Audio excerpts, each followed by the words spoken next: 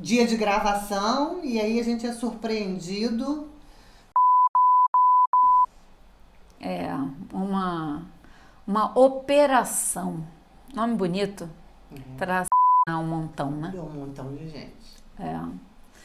Em nome da segurança do Rio de Janeiro, Com 60% de aprovação do povo carioca. o governador, ele acha que segurança, sinônimo de manter a cidade segura, o povo que não mora no asfalto.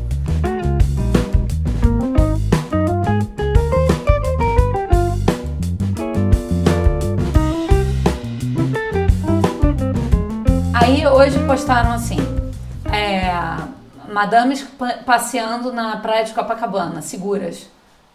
Falei, quando deixaram de ser seguras? Quando as madames do asfalto deixaram de ser seguras? E outra coisa, do garoto do Leblon lá, né? Vai continuar chegando. Não muda nada. Não, nada muda. É um teatro. É um teatro dos horrores. Foi o que eu pensei. Quando eu fiquei sabendo do que estava acontecendo e a gente foi acompanhando, falei, você, isso aí é campanha eleitoreira. Porque se morrer um monte de gente lá no morro, tá tudo bem. É o menor dos problemas deles. Não tem identificação. Os mortos não têm identificação. Não tem identificação. Você não sabe quem são, mas eles juram que são suspeitos. Não, eles nomeiam os bandidos mortos na operação. Até o discurso era já para conduzir as pessoas na direção de que eles são bandidos. Pode ser? Pode ser. Tá, mas tem pena de morte no Brasil? É. Porque se for, tem outros bandidos que foram condenados a muitos anos de prisão e estão em domicílio. Prisão domiciliar, verdade. Não é? Estão gastando muito mais. Então, assim, vamos definir uma coisa. Se não está na regra, não está na Constituição, o Brasil não tem pena de morte. Se não tem pena de morte, qual é a função da polícia do Brasil? A gente vai falar do Rio de Janeiro. Mas qual é a função da polícia do Rio de Janeiro?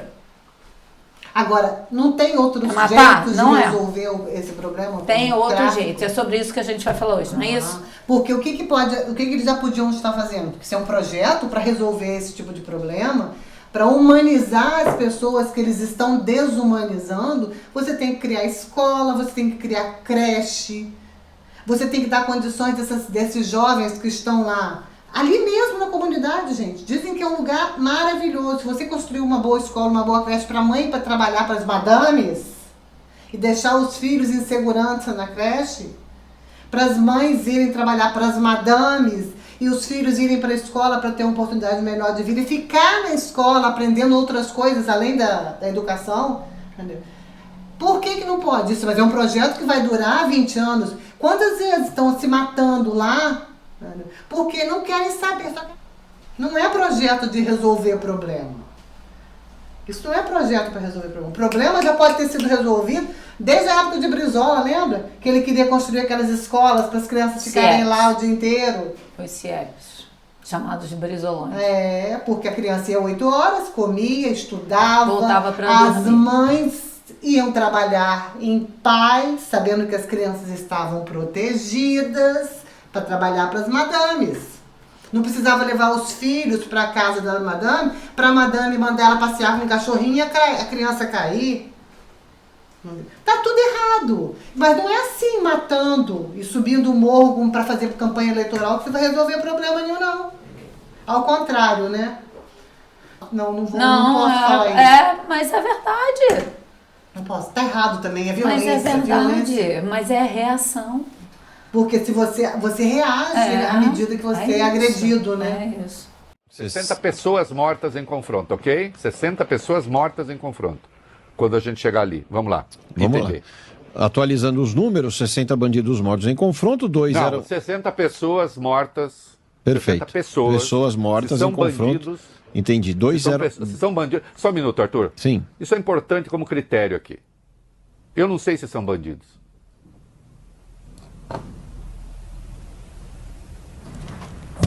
A linguagem também é muito importante com que a imprensa trata essas coisas.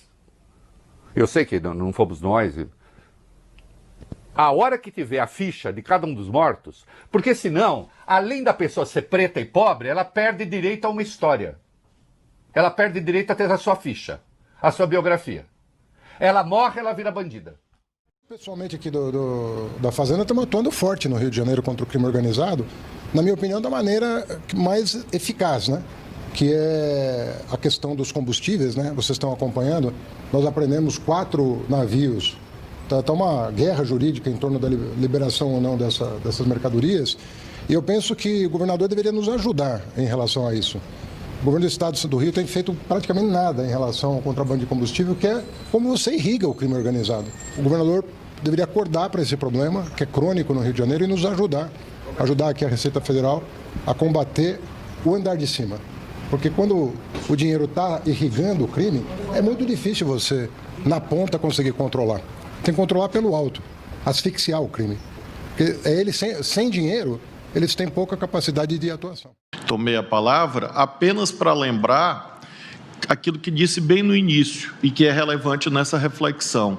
É o uso moderado, necessário e proporcional da força. Porque imaginemos, às vezes há a ideia que o mero descumprimento da ordem policial justifica o uso da força. Sim, desde que seja proporcional, moderado, o exemplo clássico, horrendo. Um cidadão encontra uma barreira policial. Por alguma razão, a ultrapassa. Acontece. Motoristas, bem ou mal intencionados.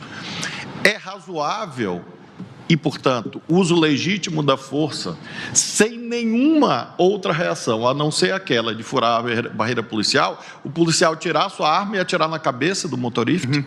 Nós temos jurisprudência farta dizendo que não. Porque mesmo que a conduta do Estado, como foi lembrado aqui, seja 100% lícita, e mesmo que eventualmente o cidadão tenha cometido uma ilicitude, ainda assim pode ser que não se reconheça a responsabilidade, a culpa excludente da responsabilidade do Estado. Isso acontece, infelizmente, com largueza, porque aí nós vamos ultrapassar a fronteira do uso legítimo da força, cuja legitimidade é assentada na lei. Então, eu creio realmente, ministro Gilmar, que há todas essas complexidades necessárias. Vossa Excelência tem alertado quanto a isso. E esses eventos todos, essas tragédias todas, se prestam a mostrar como nós precisamos sempre cuidar de uma teoria geral da ação policial, sobretudo, evidentemente, no plano político, e procurar solucionar os casos concretos. Foi o que eu busquei nesse caso, mostrando uma posição institucional nossa que não é nem de impedir a ação da polícia, nunca foi, mas, ao mesmo tempo, não é de legitimar um vale-tudo com corpos estendidos e jogados no meio da mata, jogados no chão. Porque isso não é Estado de Direito. Então, vamos falar sobre isso. Vamos falar sobre isso. Para falar sobre isso, a gente antes precisa... A gente está triste porque... Precisa mais disso, gente. Tem jeito de resolver as coisas que não seja dessa forma. Óbvio que tem que ter um bom político, né? Um político honesto, que não queira vender tudo, né? Os bens do Estado, não queira se endividar. Tem que ter honesto. E honesto é uma coisa que está em falta no Estado do Rio. Vamos falar sobre isso. Antes. Curta. Desculpa, gente. Eu vou pedir para vocês curtirem, se inscreverem, compartilharem, comentarem. Eu esqueci tudo, porque eu tô irritada. Quando eu fico irritada, a cabeça... Rapaz, sim, é porque a gente quer continuar trabalhando para vocês e trabalhando com vocês, tentando chegar, levar informações ou, né? Ou criar um espaço para discutir essas informações também, exatamente. Né? Porque nem toda informação é uma informação correta. Correta. Né? Talvez a gente esteja sendo manipulado. E acho que é por isso que espaços como esse a gente pode, né, esmiuçar isso e não ficar só na informação, mas entender quem está passando essa informação, de que jeito essa informação está sendo passada, com que intuito, e assim, o que ela provoca na gente. né? Qual é a nossa reação diante de uma determinada informação? Tudo isso conta quando você pensa em mídia, né? Em controle midiático. E por isso a gente falou já da importância de se regular as redes, né? Por causa dessas manipulações que são muito nocivas a curto, médio e longo prazo. Verdade. Por que não falar sobre isso? É isso. É uma coisa muito triste, porque você, se já não fosse, né, horripilante, né, assim, tenebroso o fato de pessoas serem descartáveis em prol de uma campanha eleitoral, né, você ainda consegue tornar a coisa, assim, não é tornar a coisa pior, mas assim, botar mais fogo, mais lenha nessa fogueira, quando você vê o resultado disso nas pessoas. Quanta gente comemorando e feliz, porque tantos bandidos, e eu vou colocar entre muitas aspas, tantos bandidos foram mortos. Então foi uma operação, como diz o governador, muito bem sucedida. E aí eu pergunto, se um homem da lei, porque ele é o representante de um Estado, né, que deveria cumprir a lei. Se um homem da lei descumpre a lei, porque na nossa Constituição não tem pena de morte, por que ele está solto? Teve uma pessoa que falou do Brilhante Ustra também, né, no microfone, e homenageou e está solto. Ou pelo menos está prisão domiciliar. Tá errado, gente. O que eu quero dizer é que nós somos direcionados para aquilo que você falou no início, né? Que a gente é direcionado a julgar pessoas que a gente nem conhece. Então, quando falam pra gente assim, ó, foram 64 bandidos. A palavra bandido já foi colocada. Eles são bandidos, tá? É fato. E aí pode. E você pode comemorar. Porque quem morreu foi bandido. E morrer pode. Aonde? Eu pergunto. Quer dizer, a gente já é conduzir. É como se colocassem a gente numa vala e empurrassem a gente. A conclusão vai ser a mesma. A gente vai ser conduzido para uma verdade que nem é verdade. Sim. A gente nem se questiona. A gente nem sequer questiona.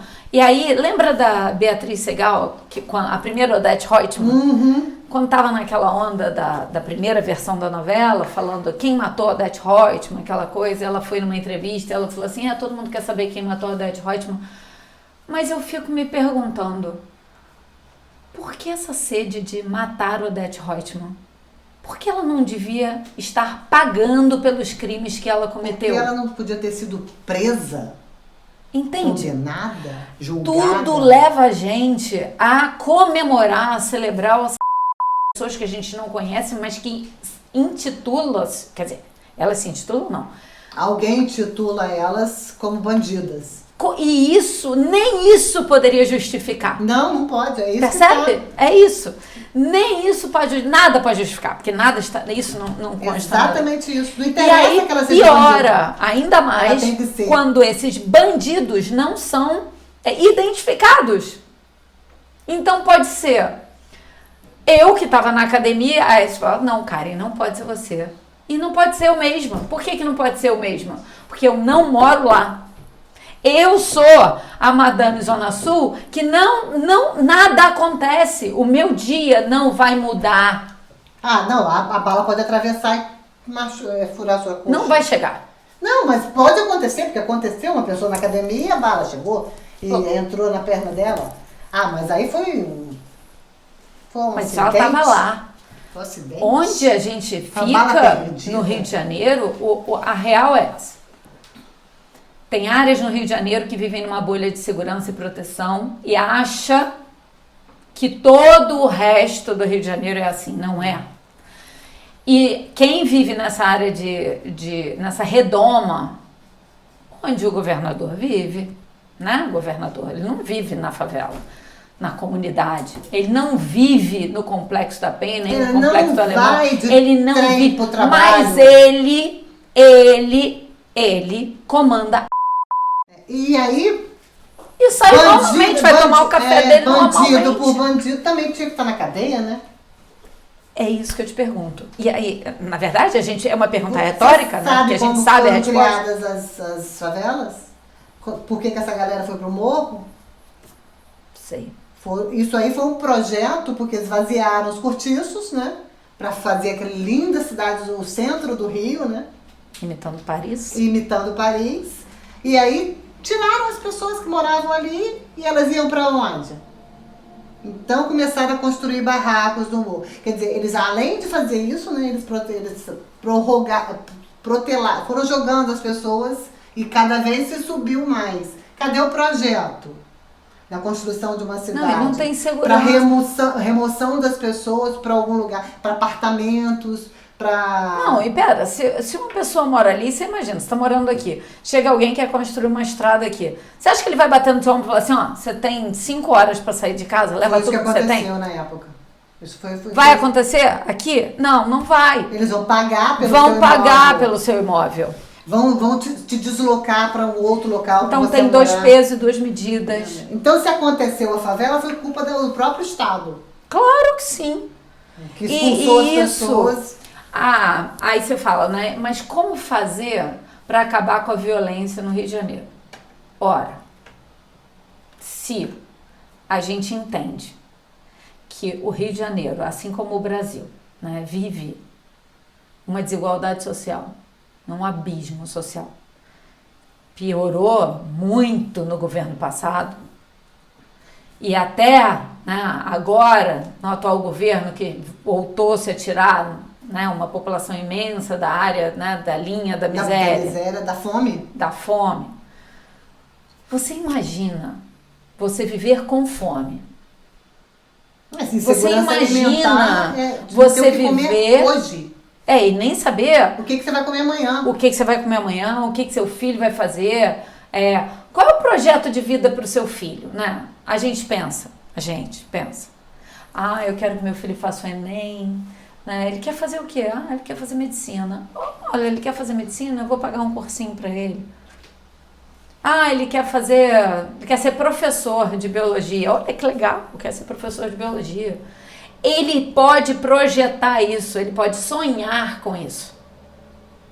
Ele está na pauta de cidadão. Agora, existe uma parte enorme da sociedade do Rio de Janeiro, e a gente vai limitar Rio de Janeiro aqui, mas entenda-se Brasil, mas a gente está falando do Rio de Janeiro. Então, existe uma parte enorme da cidade do Rio de Janeiro, do estado do Rio de Janeiro, que vive em condições que a outra parte, a outra pequena parte, não tem noção. Não tem noção. Por quê? Porque essa outra parte vai chegar em casa, vai ao banheiro, vai dar descarga e ela não vê para onde a merda vai. Ela não vê. Ela não tem que pular quando sai de casa. Ela não acorda todo dia, pega a xícara dela do café da manhã, abre a janela, olha para fora antes de ir pro trabalho, liga o jornal e nem ela. E a xícara dela não corre o risco de ser atravessada por um fuzil dentro da casa dela. Não. Essa realidade não existe. Mas ela não passa por isso. Vai ficar muito zangada se a pessoa que está lá nessa comunidade não chegar pontualmente 8 horas para levar seus filhos para a escola. Porque não conseguiu sair. Porque essa outra pessoa vive numa área da cidade não só esquecida, mas é uma área que assim, me perdoe a comparação, mas parece área de teste de bomba, sabe? Como é que escola tem que escrever no teto, no telhado, escola? Tem que ter um jeito que não seja esse para se resolver esse problema. Mas tem um jeito. A questão é que esse jeito não vai permitir trabalho. E não vai permitir que um governador como esse se perpetue no poder. Porque os governos do Rio de Janeiro é péssimo em escolha de representantes executivos. péssimo, porque sempre escolhe aquele que mais ferra com a maior parte da população do Rio de Janeiro. Mas não mexe com a área da bolha. Não mexe. Os últimos, eu vou dizer uma coisa pra você. E saem todos presos, né? No final das contas, todo mundo tudo gente boa. Preciso lembrar que Benedita da Silva não foi presa. Benedita, gente, pelo amor de Deus. Vamos dar uma chance Essa senhora de 83 anos, tá ainda hoje falando, advogando em nome dessa população, que, de novo, essa população não é esquecida. Ela é usada. Ela é usada. Boa noite. Sem que nenhum tiro fosse disparado, a polícia do Rio prendeu hoje o traficante Elias Maluco, 109 dias depois do assassinato do repórter Tim Lopes. Eu fiquei 9 meses como governadora do estado do Rio de Janeiro. E peguei Fernandinho Beiramar, peguei a morte do Tim e também o Elias Maluco. Sem dar um tiro na comunidade. Na mesma comunidade, no Alemão, onde eles estão fazendo essa coisa toda. Por quê? 4 anos não dá para fazer, não? Não dá para usar a inteligência, o planejamento e ter uma estratégia quando começa o primeiro tiro. Você não sabe para onde o tiro vai. Se vai para sua casa, se vai no seu filho, se vai em você. É impressionante. Eu posso contar aqui, às vezes, em que essas chacinas aconteceram no Rio de Janeiro. É sempre próximo às eleições. Porque eles estão festejando, dizendo que foi uma operação maravilhosa. Que operação maravilhosa é essa? Eu não posso acreditar que um governo com 4 anos não tenha condição de planejar, de ter estratégia para fazer uma intervenção dessa natureza. Depois da Polícia Federal ter agido como agiu no estado do Rio de Janeiro, prendeu arma, prendeu os cabeções das coisas, prendeu drogas, prenderam. Como é que o Estado não tem a condição de fazer a mesma coisa? Principalmente quando tem o Fundo da Segurança, principalmente quando o governo federal investe no Estado do Rio de Janeiro. Tenho certeza que o governo Lula já fez, vai continuar fazendo pelo Estado do Rio de Janeiro e pela segurança do Rio de Janeiro, mas nosso governador do Estado do Rio de Janeiro é inconfiável para tratar da questão da segurança.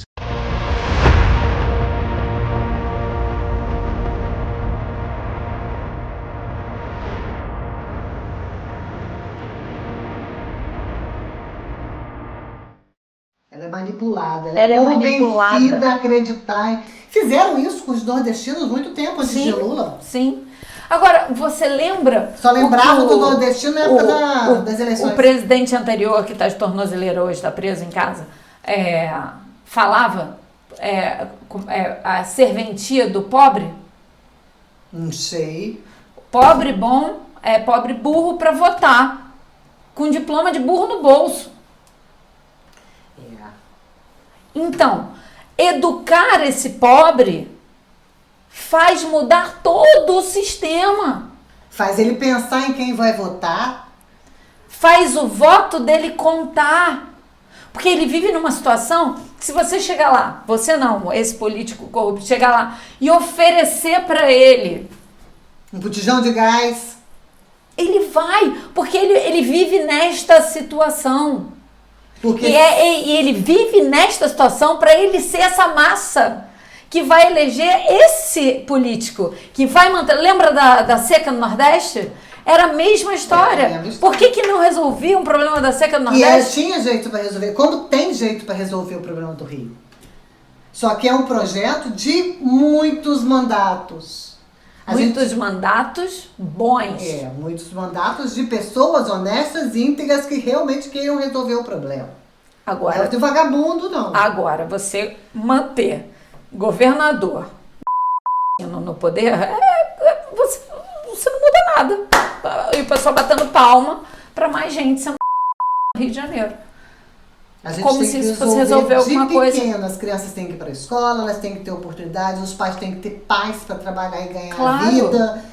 E tudo se resolve cria-se um projeto real e sério, como como o Lula fez no Nordeste, de mandar a galera para a escola, de dar a eles oportunidade. Tanto é que a galera lá, ó, tá dando um banho no Rio de Janeiro em relação à cultura. Sim, e se todos tiverem a mesma oportunidade, é porque não tem. Pelo menos que esse espaço entre oportunidades seja reduzido para dar todos eles condições de correr atrás, né? Porque a diferença é essa aqui, ó. Seu filhinho vai chegar. Agora esse aqui, tem criança, tem jovem na favela que não chega aos 30.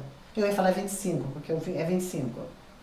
Já sabe que vai morrer antes dos 25. Todos os jovens. Vive? Como é? Os amigos que cresceram com eles mortos antes dos 25. Como é que você tem uma saúde mental que te permita pensar no futuro, ser empático, não ser agressivo, sabe? Não, como? Me explica. Entende? Entendo. Então, perfeitamente. Eles são alvo o tempo todo. E aí, quando chega perto das eleições, faz uma operação. Ou então a tal das seitas que capturam essas pessoas, mandam os chefes das seitas para lá para poder conseguir voto, entendeu? Porque não são seitas. Para mim, aquilo não é religião. Quando se mete com política, se afasta completamente de Jesus. Então, o que está acontecendo? Essas seitas estão fazendo um processo de pirâmide, né? Cada pessoa tem que mentir para 10 para trazer o voto para esses tão bandidos quanto o que eles dizem. Porque aqueles... Só estão num degrau. Não, até porque aqueles que eles mataram, eu não tenho prova nenhuma de que ele é bandido. Eu tenho prova de que ele era morador de uma comunidade. E estava andando, às vezes indo para o trabalho, voltando do trabalho, porque a pessoa anda, sabe? Se desloca de um lugar para outro. Um novo mundo urge ser construído. Para ontem. Para ontem. E aí... Já não dá pra gente ficar repetindo a mesma história. E empilhar corpo na rua, achando que isso é normal, normal. Que tá tudo certo, né? É normal. Como se comemora, sabe? As pessoas estão perdendo. Quantas pessoas agora, né, nos últimos anos, né, as armas foram permitidas, os CADs foram construídos, um monte de gente está armado, né? Quantas armas ali não podiam não estar ali, né? Sim. Então, não sabemos, porque a maior parte das armas desses CADs que foram abertos no governo passado, as armas registradas não se encontram. Então, estão na mão de alguém. Quem serão? Não sei. Estavam preparando um golpe de Estado, então... Primeiro, passaram o dia em silêncio sobre a revelação trazida ali pela Natuzaneri, logo 6 horas da manhã, lá no podcast O Assunto, mostrando que as armas apreendidas são armas relacionadas àquele libera geral dos CACs que houve durante o governo Bolsonaro. O percentual, o tipo de fuzil mais apreendido é o 556 e o 762, que foram armas que foram autorizadas para aquisição de civis na gestão Bolsonaro, em que houve uma grande flexibilização do acesso às armas.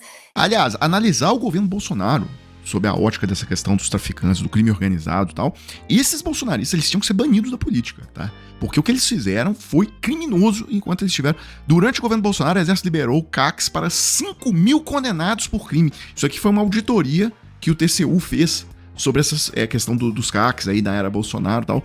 5 mil pessoas condenadas conseguiram obter CAC, e aí eles compram aquelas quantidades gigantescas de fuzis, também munição. A Veja fez uma reportagem em maio de 2024 agora, falou: o Exército autorizou 10 mil criminosos a terem armas. Como foi possível?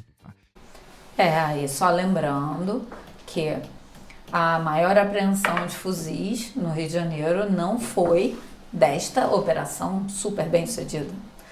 Estava a maior operação, a maior apreensão... A apreensão de fuzis. Foi feita num condomínio, numa da casa Barra? da Barra Que da Tijuca. Na mesma casa. Numa casa, resolveu o problema. Tava E tudo ninguém lá. tem um estalo pra pensar assim, peraí.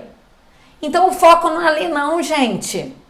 Os bandidos Tá grandes em não outro tão lá. lugar. Vamos pegar os grandes? Não, porque eu faço parte deles, não é, governador? O dinheiro que riga o crime vem da onde? Vem da onde? É isso. Estão sendo feitos de bobos. De novo, as pessoas estão sendo conduzidas à direção onde elas acham que estão fazendo uma boa coisa. Dizer, olha, é muito bom matar bandido. Estão sendo feitos de bobos de novo. Quantas vezes vão ser feitos de bobos? Quantas vezes vocês vão... Às custas de quantos que estão vidas. Morrendo, né? Exatamente. Eles não querem acabar com o crime, não. Não, eles não querem acabar. O crime financia eles. Exatamente. Os grandes. O crime é um enorme e poderoso cabo eleitoral. É só se ver de novo aquele filme do Bop, com o Wagner Moura. E falar nisso, um deputado, né, colocou assim, menos Wagner Moura e mais Capitão Nascimento. O cara nem é capaz de assistir o filme para ver que o Capitão Nascimento, ele se transforma quando ele percebe que aqueles que ele matava não eram os verdadeiros criminosos, eles eram os buchas. E o crime estava ali, ó, e ele fala ali, ó, tem 4 deputados aqui, ó, ficha limpa, 4 de todos vocês, o senhor é mandante, o senhor é não sei o quê. O crime, o foco do crime está fora da comunidade. Resta saber quem é que vai querer assumir essa A discussão hoje foi boa. Foi muito boa. Eu espero que tenha ajudado vocês, né? A pensar, a repensar. A gente pelo menos fez terapia. Tá? Vamos curtir, compartilhar, se inscrever e comentar. Tá bom? E coloquem aí embaixo a opinião de vocês. A gente gostaria muito, muito, muito, muito, muito, muito de saber mesmo, tá? Tchau!